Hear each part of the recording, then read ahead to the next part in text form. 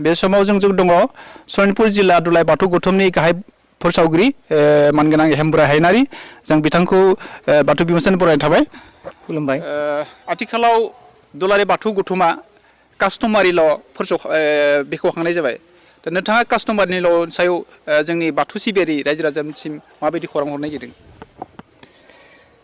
खुलुमबाय। दुलाराय बाथौ गौथुमनि जानानै आरो आं सनितपुर जिल्ला बाथौ धोरोम गौथुमनि फोसावगिरि जानानै दुलाराय बुहुमनि गासैबो बाथौसा बिथांमोननिसिम खुलुमनाय बावहरबाय। बर'नि जि दोरोङारि खान्थि जि कास्टमारि ल' बिनि गेजेरजों जोङो सोलिनांगोन आरो मोनसे हारिया थांना थानोब्ला जोंनो कास्टमारि ल' नांगोन। मोनसे धोरोमा थांना थानांगौब्ला बेबादि जोङो मोनसे थि खान्थिनि गेजेरजों सोलिनाय मोनसे हारिया मोनसे धोरोमा कास्टमारि ल' थानांगौ। बेखौ जोंहा दुलाराय बाथौ गौथुमा बेखौ फोसावनाय जाबाय, रनसायनाय जाबाय।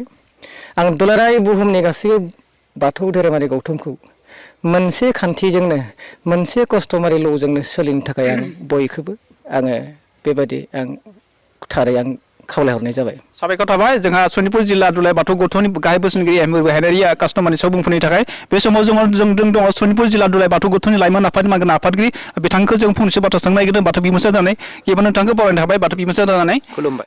जोंनि गासिबो रायजो राजा एबा जोंनि उथ्रिफुनाय सेंग्रा सिख्लाफोरनि गेजेरावहाय नोंथाङा दुलाराय बाथौ गौथुमनि सनितपुर जिल्लानि लाइमोन आफादनि आफादगिरि जानानै माबायदि खौरां हरनो नागिरदों?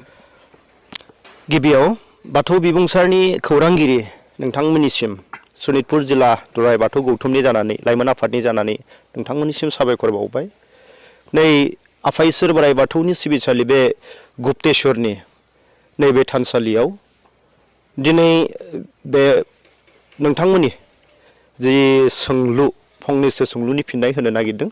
आफा इसोर बोराइ बाथौआ बयखौबो जोंनि माहारिनि बयबो लाइमोनफोरखौ सांग्रां खालामथों, लाइमोन बिथांमोनखौ सैथोनि लामाजों दावगानो गोहो बोलो बोर सारस्रि हरथों। गिबियाव बेनो आंनि आरज आफा इसोर बोराइ बाथौनिसिम। दा दुलाराय बाथौ गौथुमनि सिङाव सनितपुर जिल्ला दुलाराय बाथौ गौथुमनि लाइमोन आफादनि आफादगिरि महरै आं बेखौनो मेसेज होनो नागिरदों। बे मुगाया बिगियाननि मुगा, दावगानायनि मुगा, बे मुगाया जुक्तिनि मुगा, बे मुगाया साइन्टिफिक होननानै बिनिखायनो बुंदों बयबो। दा बे मुगायाव जोङो दांग्रोम सिग्रोमै गावनि नंगुबै जायखौ जोङो एबरिजिनेल होननानै बुङो बे नंगुबैखौ जोङो गोग्रोमनो नाजानांगोन साफ्रोमबो लाइमोनफोरा। बे साफ्रोमबो लाइमोनफोरा गावनि धोरोमनि फारसे सांग्रांथि गोसो बेखौ लानांगोन, आवगायबोनांगोन। दा धोरोमनिजोंल' नङा हारिमुनि बिथिङावबो लाइमोन बिथांमोना सांग्रां जानांगोन। आं सानो दुलाराय बाथौ गौथुमनि बे बाथौ धोरोमखौ आजावोब्लानो बे बाथौनि आसार खान्थिजों गोसो होनानै आवगायलाङोब्लानो जोंनि नंगुबै जायखौ अरिजिनेलिटि होनो बिनि फारसे बयबो गोसो दुंखांगोन आरो मिन्थिनो मोनगोन जोंनि गुबैखौ। लोगोसे बेवहायनो जोंनि गासैबो हारिमुखौ रैखाथि होनो हानाय जि नांगौ थादेरसाफोर एलिमेन्ट्सफोर बेखौ मोननो हागोन होननानै आं सानो।